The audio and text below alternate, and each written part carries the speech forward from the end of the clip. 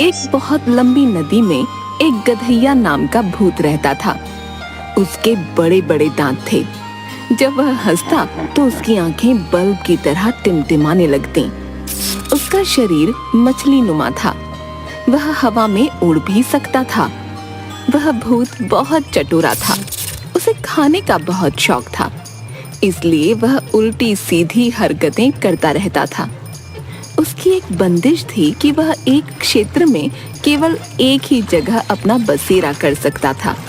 यदि उसे वहां से भगा दिया गया तो वह लौटकर फिर इस क्षेत्र में नहीं जा सकता था। एक बार वह नदी में तैरता हुआ आधी रात को किनारे पर बसे एक गांव में पहुंच गया। नदी से बाहर आकर, शुक्र है कोई ढंग की जगह तो मिली, वरना इस नदी में तो मछलियों के सिवाय कोई ढंग की खाने की चीज ही नहीं है। वह खुश होकर गांव में घुसकर अपने रहने का स्थान ढूंढने लगा।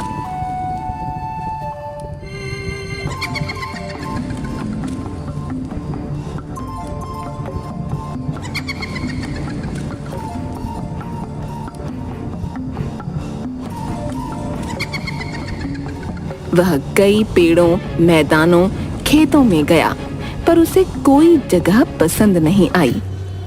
अरे, इस गांव में कोई अच्छी जगह नहीं है क्या रहने के लिए? है? एक भूखे भूत को इतना तंग कर दिया, बताओ।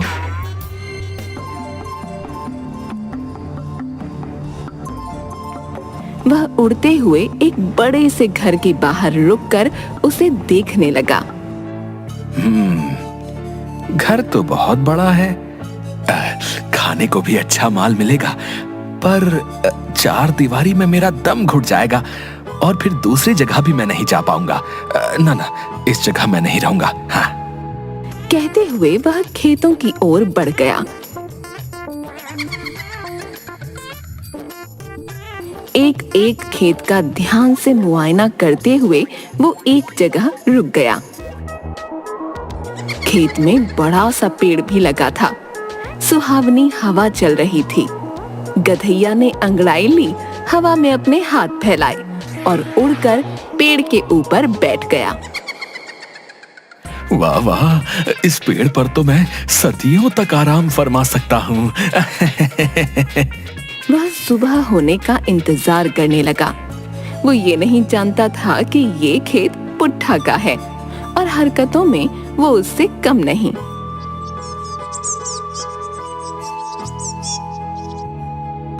सुबह घर में पुट्ठा जोर जोर से चिल्लाने लगा। अरे जल्दी करो, हैं? मुझे देर हो रही है। खेतों में काम करने के लिए एक दो आदमी भी ढूंढने हैं। देर हो रही है तो जाओ, मैं क्रिस्टल के हाथ दोपहर में खाना भिजवा दूंगी।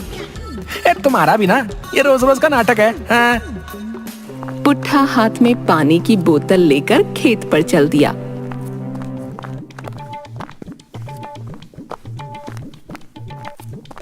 उसे आता देख खेतों में टहलता हुआ गधैया खुश होते हुए पेड़ पर जाकर बैठ गया। चलो, कोई तो आया। इसके पास खाने के लिए जरूर कुछ ना कुछ होगा। बड़ी जोर से भूख लगी है। पुट्ठा भी उसी पेड़ के नीचे बैठता था जिस पर गधैया ने बसेरा बनाया। पुट्ठे ने पानी की बोतल रखी और खेत पर चला गया। ये क्या, सिर्फ पानी? खाने के लिए कुछ नहीं लाया? कंजूस कहीं का। अभी मजा चखाता हूँ, पहले पानी तो पी लूं। गधैया ने पेड़ पर बैठे हुए ही अपना एक हाथ लंबा करके पानी की बोतल उठाई और सारा पानी पीकर बोतल दूर खड़े पुट्ठा पर फेंक दी। बोतल लगने से पुट्ठा चौंका। उसने बोतल उठाई। उसे कुछ समझ नहीं आया। इतनी तेज तो हवा भी नहीं चल रही है। ये बोतल यहाँ कैसे आई? और पानी गिर गया होगा। हाँ। तभी एक आदमी पुट्ठा को ढूंढते हुए आया। भैया जरा चलो तो, दो आदमी मिले हैं। आज मेरे यहाँ, कल तुम्हारे यहाँ काम करने को तैयार हैं। चलकर बात जमा लो। हाँ, चलो चलो चलो। पुट्ठा आदमी के साथ चला गया।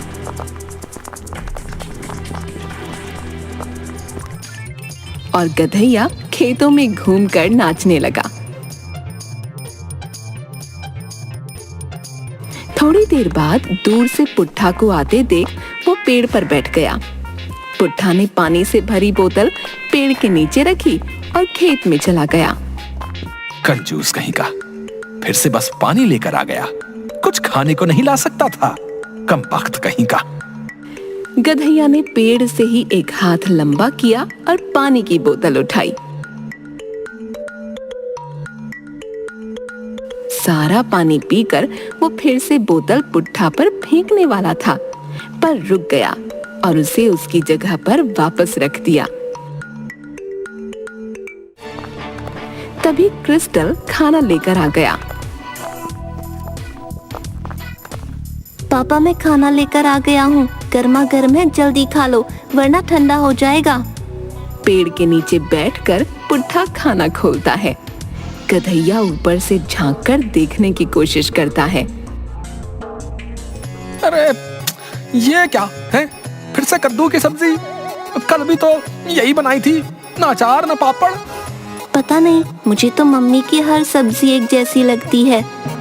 इसकी बीवी समझदार लगती है, ऐसे आदमी के लिए कद्दू ही भेजेगी।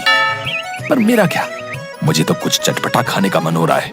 पुट्ठा ने एक और खाया कि वह उसके गले में अटक सा गया। उसने पानी की बोतल उठाई। अरे ये क्या यार है, 2 बार ये बोतल भर चुका हूँ, हैं? एक बूंद पानी नहीं पिया और ये फिर से खाली हो गई। लाओ पापा मैं पानी ले आता हूँ, आप आराम से खाना खाओ। सुन, हलवाई की दुकान से हम दोनों के लिए कचौड़ी भी लेता आजा। कहकर पुट्ठा खाना साइड में रखकर वहीं लेट गया। गधैया ने मौका देखकर खाना उठा लिया। छी छी छी छी छी छी, वाकई में बड़ी बेकार सब्जी बनी है। इसे इंसान तो क्या, भूत भी नहीं खा सकते। पर क्या करूं, भूखा हूं मैं भी। उसने अपनी आंखें बंद की कि जल्दी जल्दी खाना ठूंसने लगा। तभी क्रिस्टल पानी और कचौड़ियां ले आया। दोनों बाप बेटे पेड़ के नीचे कचौड़ियां लेकर बैठ गए। उधर गधैया के मुंह में पानी आने लगा। उसने पेड़ से एक छोटी टहनी तोड़कर क्रिस्टल के पास फेंकी। वह उसे उठाने के लिए उठा और पुट्ठा पानी पीने लगा। पापा मेरी कचौड़ी कहाँ गई? अरे मेरी भी कहाँ गई भाई? पापा आप इतनी जल्दी सारी खा गए, मेरे लिए कुछ तो छोड़ते। अरे बेटा मैंने नहीं खाई, मैं तो खुद भूखा हूँ। क्या पापा आप भी ना, पहले ही बता देते तो मैं ज्यादा ले आता। वह वहां से चला जाता है। पुट्ठा भी उठकर टहलने लगा।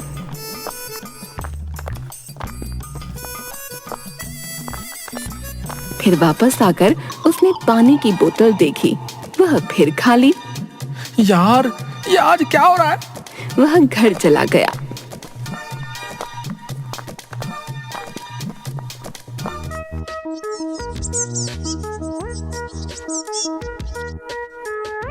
अगले दिन पुट्ठा 2 आदमियों के साथ आया।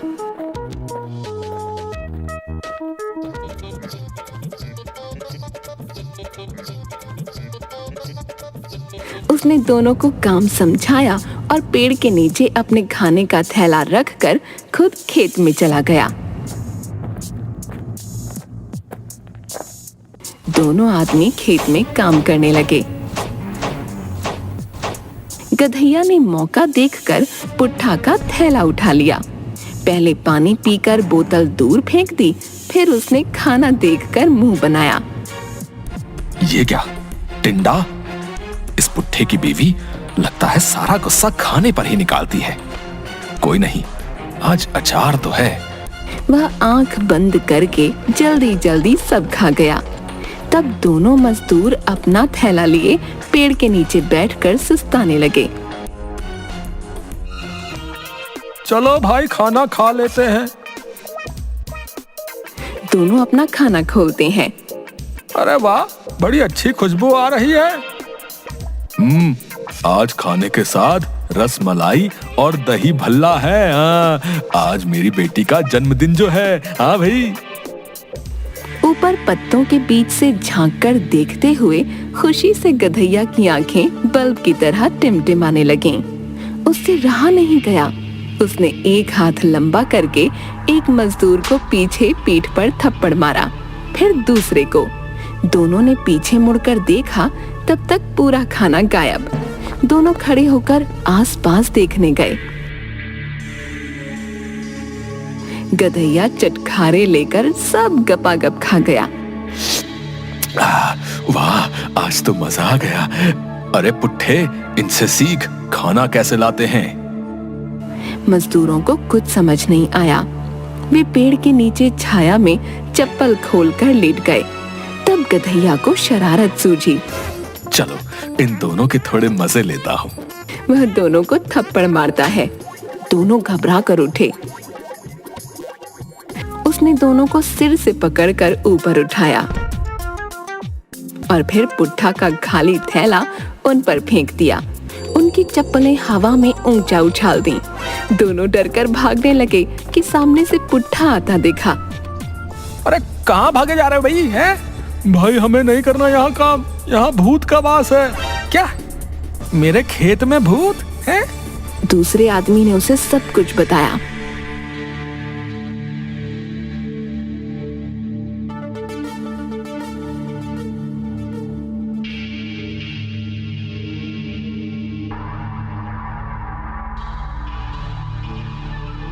अरे नाना, गलतफहमी है, गलतफहमी।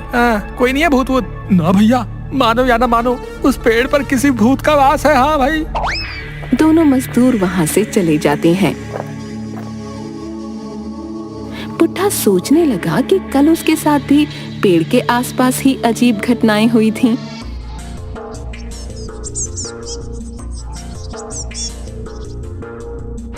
अगले दिन पुट्ठा 2 बड़े डंडे हाथ में लिए एक लकड़हारे के साथ आया। उसने पेड़ की ओर इशारा किया। भैया एक बार फिर सोच लो, हरा भरा पेड़ है। अब हाँ जी हाँ, सोच लिया है। पेड़ की देखभाल मैं बाद में कर लूंगा। लकड़हारा कुल्हाड़ी से पेड़ पर वार करने लगा। अरे ये क्या? अब मैं कैसे बचूं? इंसानों के सामने भी नहीं आ सकता। गधैया ने बचने के लिए स्वयं को पत्ते से भी छोटे आकार का कर लिया और पत्तों में छिप गया ताकि कोई उसे देख न सके। पेड़ कटने के बाद भैया अब क्या करना है? पुट्ठा ने एक डंडा उसे दिया और एक खुद पकड़ा। अरे हो जाओ शुरू। दोनों जमीन पर गिरी हुई डालियों को डंडों से जोर जोर से मारने लगे। बेचारा गधैया भूत हाथ से मुंह बंद करके वार सहता रहा। इन्हें उठाकर नदी के पास वाले जंगल में फेंक दो।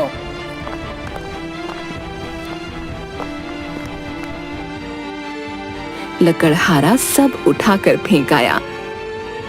आधी रात को अंधेरा होने पर गधैया रोते हुए अपने असली रूप में आकर डालियों में से बाहर निकलकर नदी की ओर बढ़ते हुए, हाय, कमबख्तों ने मार मार कर बुरा हाल कर दिया। आए, अरे पुट्ठा, तेरा सत्यानाश हो। आए, तुझे एक भूत की हाय लगेगी।